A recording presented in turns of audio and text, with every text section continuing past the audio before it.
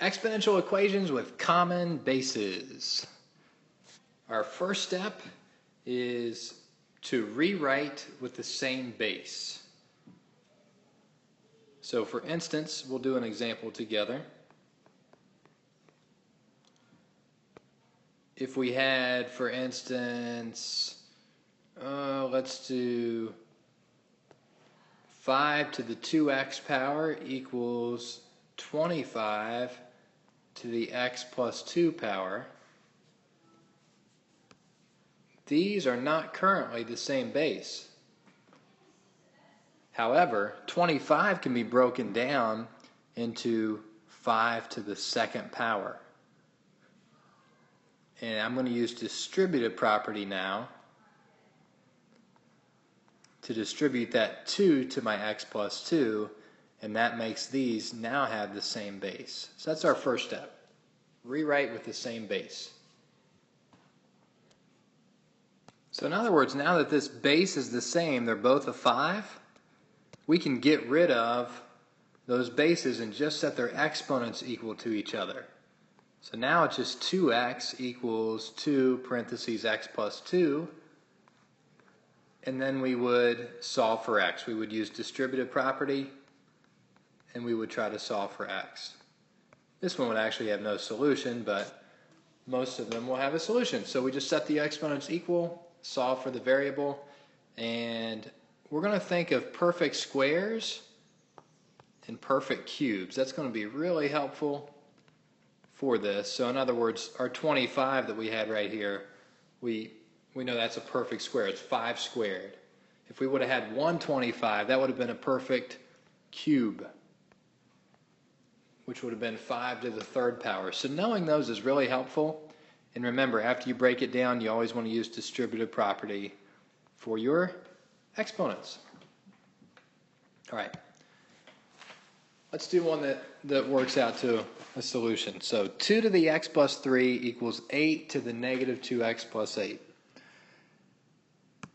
Okay, so I have a base of 2 here. That's about as far broken down as it can be. 8 is my base over here. And I need to think, can I make that be a 2? 2 to the what power is 8? 2 times 2 times 2, right? So that's going to be 2 to the third power. So just write a 3 there, and I'm going to use distributive property to distribute it to the negative 2x plus 8. Now that I do that, since I have the same base, I'm done with my bases. Since my bases are the same, I can set the exponents equal. So x plus 3 equals 3 times negative 2x plus 8. And I'm going to use some distributive property here.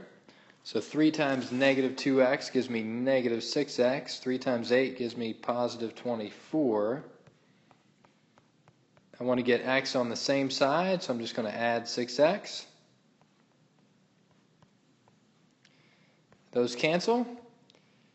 And I have 7x plus 3 equals 24. I want to get x by itself, so I need to subtract 3. And I get 7x equals 21. I divide by 7. And finally, I get x equals 3.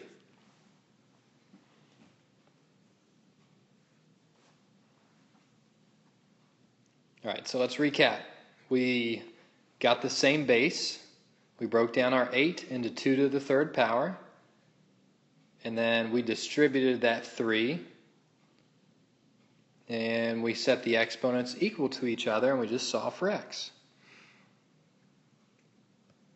Okay, why don't you try this one on your own? Try to get the same base with 9 and 27. And you can pause the video if you need to.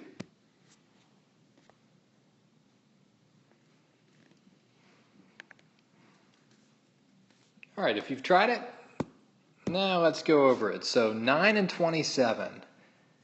9 won't go evenly into 27, but I can break down 9. 9's a perfect square, isn't it? So 9 can be represented as 3 to the second power. Don't forget to distribute to the x minus 3. And 27 can be represented as 3 to the third power. So now I have the same base. Then I'll distribute that to 2x plus 6. So now that I have the same base, I'm just going to set my exponents equal to each other. And I'll go ahead and distribute that in a second. So 2x minus 3 equals 3 parentheses 2x plus 6. Notice the bases they're gone right now. We can ignore them. So I'll just distribute now. So 2 times x is 2x. 2 times negative 3 is negative 6. 3 times 2x is 6x. 3 times 6 is positive 18. Now I want to get x on the same side, so I'm going to subtract 2x. And I get negative 6 equals 4x plus 18. I want to get x by itself, so I'll subtract 18. I get negative 24 equals 4x. My last step's divide by 4. And x is going to give me negative 6.